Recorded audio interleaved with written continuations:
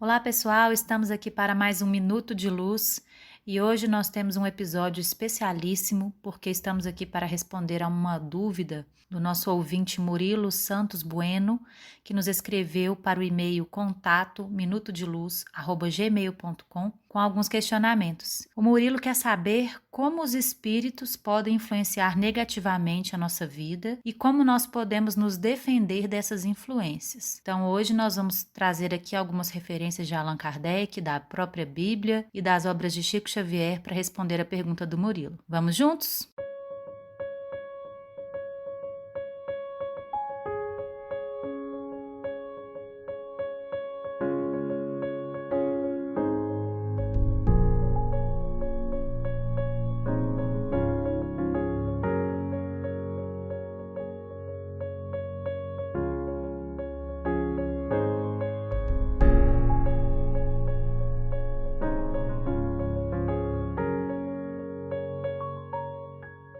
Tendo então como base a crença na vida espiritual, a gente vai entender com o espiritismo como que ela funciona. Desde a época do cristianismo primitivo, desde a época de Jesus, já existia um conhecimento da influência dos espíritos em nossa vida e em vários trechos da Bíblia a gente consegue perceber isso de forma muito evidente. Um deles está na primeira carta de João, capítulo 4, versículo 1, em que ele diz assim: Amados, não creais em todo espírito, mas provai se os espíritos são de Deus. Essa fala de João já mostra que existem espíritos, já mostra que eles se manifestam aos seres humanos encarnados e mostram que os espíritos nem sempre são de Deus, que existem espíritos de Deus e espíritos que não são de Deus. Isso é muito importante para a nossa conversa de hoje. Quando Kardec começa a estudar mais detidamente a comunicação dos espíritos com os encarnados, ele percebe que os espíritos não são somente bons ou maus, conforme nós acreditávamos anteriormente, segundo algumas crenças católicas antigas, de que existem apenas anjos e demônios. E aí, ele mesmo afirma, na introdução do Livro dos Espíritos, item 6, que os próprios espíritos nos fenômenos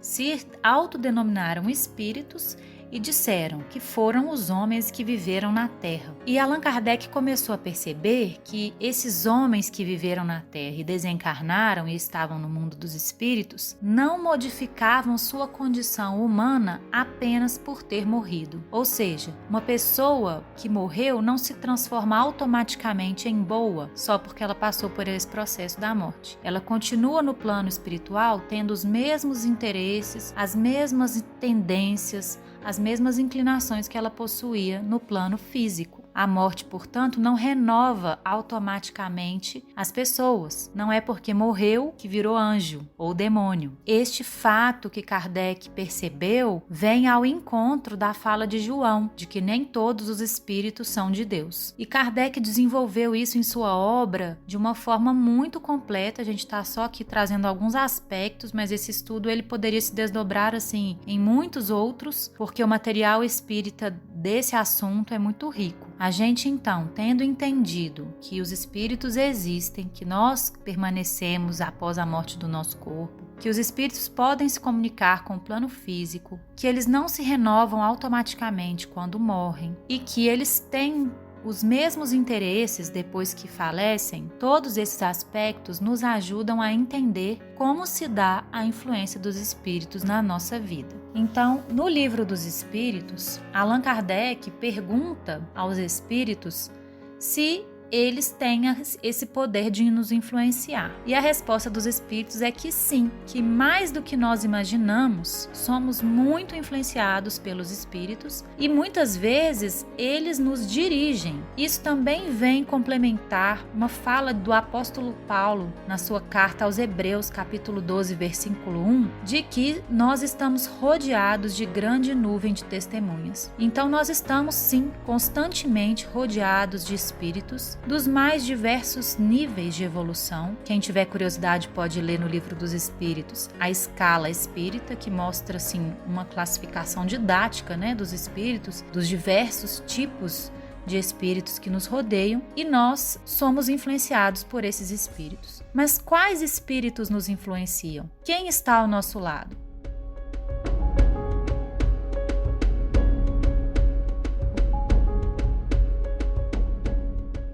Na questão 467 do Livro dos Espíritos, os Espíritos nos dizem que nós atraímos os espíritos pelos nossos desejos e pensamentos. A obra de Chico também vem mostrar isso de uma forma muito rica. Quem tiver curiosidade vai encontrar vários exemplos disso, de que os espíritos se aproximam de nós pelos desejos que nós temos. Aqui na Terra é assim também. Nós nos reunimos por afinidade. Nós comungamos e escolhemos estar perto de pessoas que pensam mais ou menos parecido com o que a gente pensa, que têm os mesmos hábitos, que gostam das mesmas coisas, que gostam do mesmo tipo de música que nós, que gostam do mesmo tipo de diversão que nós, que têm mais ou menos o mesmo ponto de vista religioso. Nós costumamos nos reunir conforme as nossas afinidades. E no mundo espiritual, isso tem um poder ainda maior. Somos atraídos uns para os outros de acordo com as vibrações do nosso pensamento, dos nossos sentimentos e das nossas atitudes. Os espíritos que não se desligaram ainda das experiências das sensações materiais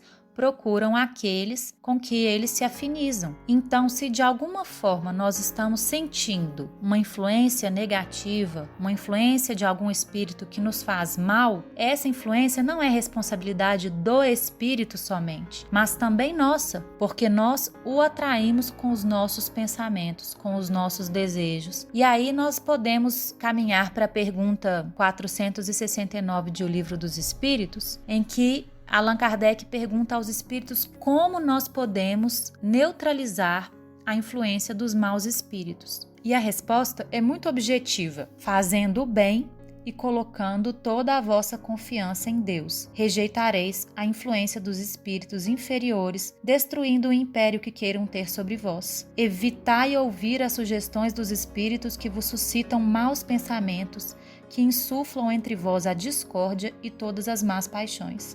Desconfiai, sobretudo, dos que exaltam o vosso orgulho, pois eles vos apanham em vossa fraqueza. Eis porque Jesus vos ensinou a dizer na oração dominical: Senhor, não nos deixeis cair em tentação, mas livrai-nos do mal. Então, qual é a melhor forma de garantir ou de procurar estar no caminho de ter influências espirituais positivas na nossa vida? É nós mesmos termos o esforço e o compromisso com o bem, com a renovação dos nossos pensamentos, dos nossos sentimentos. É muito fácil para nós responsabilizar o espírito pelo nosso humor, pelas nossas decisões, pelas nossas atitudes. Mas o Espiritismo nos convida a olhar para nós mesmos e a renovar a nossa condição interior, e isso nos libertará das influências negativas que em algum momento tenhamos atraído. Um exemplo disso na obra de Chico Xavier está no livro Nos Domínios da Mediunidade, se não me engano, no capítulo 5. Uma mulher busca uma casa espírita sob a influência de um espírito perseguidor, que ela acredita ser o perseguidor dela, e ela busca esse tratamento numa casa espírita. E o espírito, em conversas de esclarecimento, em conversas de iluminação, deixa a mulher e é levado pelos bons espíritos a uma instituição no plano espiritual para ele se recompor. Então, em tese, essa mulher foi liberta dessa influência negativa. A mulher saiu do centro espírita, foi para casa e dormiu. Quando ela dormiu, se desligou do corpo físico em desdobramento espiritual. E o que ela fez? Buscou o próprio perseguidor, reclamando-lhe a presença. Esse exemplo mostra como nós muitas vezes estamos ligados a esses perseguidores, entre aspas, pelas nossas próprias tendências. São vínculos nossos. E aí, quando a gente pensa assim, estou sob a influência de maus espíritos, muitas vezes não são maus espíritos.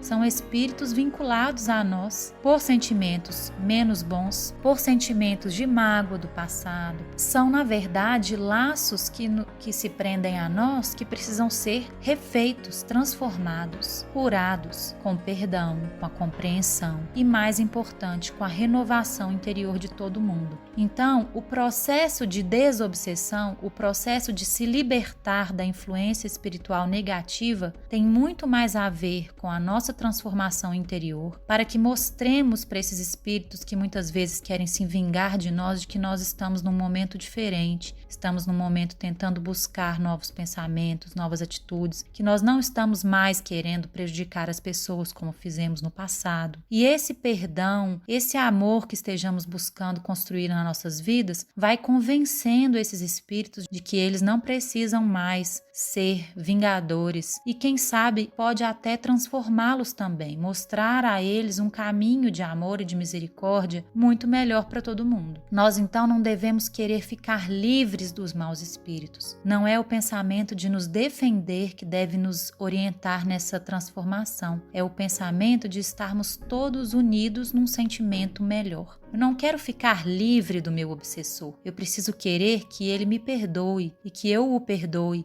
para que possamos todos caminhar juntos na direção do bem. Esse é o milagre da fraternidade que Kardec fala o tempo todo em suas obras. Nós precisamos todos, espíritos encarnados e desencarnados, nos enxergarmos como irmãos. E assim, as influências negativas que a gente está tão preocupado muitas vezes, vão deixando de existir para dar lugar a vínculos de amizade e solidariedade entre os dois planos da vida. Espero que esses trechos que eu li, que eu trouxe, essas referências e as explicações tenham sanado as dúvidas do Murilo, e se porventura essa conversa aqui gerou outras dúvidas, outras curiosidades, envie um e-mail para contato-minuto-de-luz@gmail.com. Será um prazer a gente colocar aqui à disposição alguns conhecimentos que a gente recolheu das obras espíritas e que esses conhecimentos possam realmente fazer a diferença nas nossas vidas, nas nossas escolhas cotidianas, nos nossos pensamentos, nos nossos sentimentos, nas nossas atitudes, para que estar aqui na Terra realmente valha a pena. Todo o esforço de estar aqui nessa encarnação tenha o propósito de nos transformar e que saiamos dessa vida coroados pela conquista de muitos amigos no plano espiritual que nos recebam com alegria depois de tantas lutas. Fiquem com Deus, fiquem bem, um grande abraço e até a próxima.